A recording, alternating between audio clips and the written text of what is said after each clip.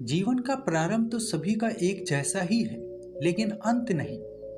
सुबह तो समान है, सांझ सबकी बड़ी भिन्न है। क्योंकि जन्म के साथ आता तो व्यक्ति कोरे कागज की भांति है, लेकिन मृत्यु के क्षण जीवन की पूरी कथा कागज पर लिख जाती है। जन्म निर्वैयक्तिक है, मृत्यु वैयक्तिक है। मरने के करीब पहुंचते पहुंचते तुम्हारा एक व्यक्तित्व, तुम्हारा एक ढंग, तुम्हारी एक शैली नियत हो जाती है। जन्मदाता तो परमात्मा है, मरते तुम हो, आते तो कोरे हो, जाते समय बहुत भर जाते हो। उसी भराव के कारण भेद है, उसी भराव का नाम अहंकार है। अहंकार सबके अलग अलग है, आत्मा एक है। आत्मा तो उस तत्व का नाम है जिसे तुम जन्म के साथ लेकर आए, और अहंकार उस तत्व का नाम है जिसे तुमने ही जीवन में बनाया, जिसे तुम लाए न थे, जिसे तुमने ही संवारा सजाया। तुम्हें तो परमात्मा ने बनाया है, लेकिन अहंकार के निर्माता तुम हो। एक तो संसार है परमात्मा का, उसका तो तुम्हें कुछ पता नहीं। एक संसार है तुम्हारे अहंकार का, बस उसमें ही तुम जीते हो, उसी में समाप्त हो जाते हो। तुम जान ही न पाए उसे जो तुम थे। इससे पहले कि तुम जानते अपने कोरेपन को, तुमने लिखावट से स्वयं को भर लिया। इससे पहले कि तुम जानते निर्मलता को, चैतन्य की, तुमने बहुत कूड़ा कबाड़ा इकट्ठा कर लिया। इसलिए मैं फिर दोहराता हूँ, जन्मते तो सभी एक जैसे ही हैं, मरते सभी अलग अलग हैं। मौत व्यक्तिगत है, जन्म निर्वैयक्तिक निराकार शून्यता है। और इसीलिए मौत से ही पता चलता है तुम कैसे जिए, क्योंकि मौत घोषणा है, तुम्हारे पूरे जीवन का व्यक्तित्व है। तुम्हारे पूरे जीवन पर मरने के क्षण में तुम संग्रहीभूत हो जाते हो। तुम्हारा 70-80 साल का, 100 साल का जीवन एक क्षण में समा जाता है। उस क्षण में तुम प्रकट होते हो। जीवन भर तुम चाहें अपने को छिपाए रहे हो, मृत्यु के क्षण में छिपा ना सकोगे, क्योंकि छिपाने का होश भी ना रह जाएगा। जीवन भर चाहें तुमने धोखा दिया हो, मृत्यु के क्षण में तुम धोखा न दे पाओगे। मृत्यु तुम्हारी असलियत खोल ही देगी। मृत्यु तो बता ही देगी कि तुम क्या थे। अगर तुम धन को पकड़ कर जिए तो हंसते हुए कैसे मर सकोगे, क्योंकि धन तो छोड़ना होगा, रोओगे, जार जार हो जाओगे।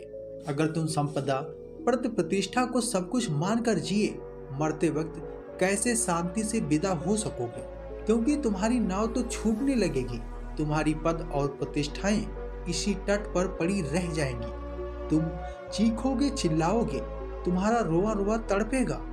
तुम इस किनारे को पकड़ लेना चाहोगे, आखिरी टूटी सांस से भी तुम इसी किनारे से अपनी खूंटी बांध कर रखना चाहोगे। तुम्हारी विदाई बड़ी दुखद होगी, तुम्हारी विदाई बड़ी विषाक्त होगी। तुम एक फूल की भांति मुस्कुराते हुए एक सुगंध की भांति आकाश में मुक्त हो जाओगे। तुम्हारे जाने में रुदन होगा, विषाद होगा, तुम्हारा जाना दुखांत होगा। लेकिन जिसने जीते जी जान लिया कि मौत करीब आती है, जिसने जीते जी पहचान लिया कि मरना होगा, और जिसे ये बात इतनी गहराई से समझ में आ गई कि उसने मरने से पहले ही अपने को छोड़ दिया, मरने से पहले ही अपने आप को मार डाला, जिसने ये जान लिया कि मैं वैसा ही जाऊंगा जैसा आया था, कोरा खाली, सब पकड़ व्यर्थ है, जो मरने के पहले फिर कोरा कागज हो गया, जिसने अपनी मौत को वैसा ही निर्विकार और शुद्ध कर लिया जैसा जन्म था। उसका जीवन एक वर्तुल्य हो गया, उसके जीवन में अधूरापन ना रहा, एक परिपूर्णता हो गई। उसकी विदाई बड़ी भिन्न होगी। उसकी विदाई पर सारा अस्तित्व प्रसन्न होगा, क्योंकि उसकी विदाई एक परिपूर्णता की विदाई होगी। वह रोता हुआ न जाएगा, उसके होठों पर गीत होंगे, उसके प्राणों में उल्लास होगा, आनंद होगा। वो नाचता हुआ विदा होगा।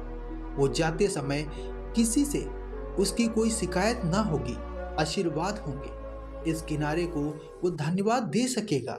इस किनारे पर इतनी देर रहा, इस किनारे ने इतनी देर संभाला, अब वह दूसरे किनारे के लिए विदा हो रहा है। इस किनारे के प्रति भी उसके मन में बड़ी गहन कृतज्ञता होगी।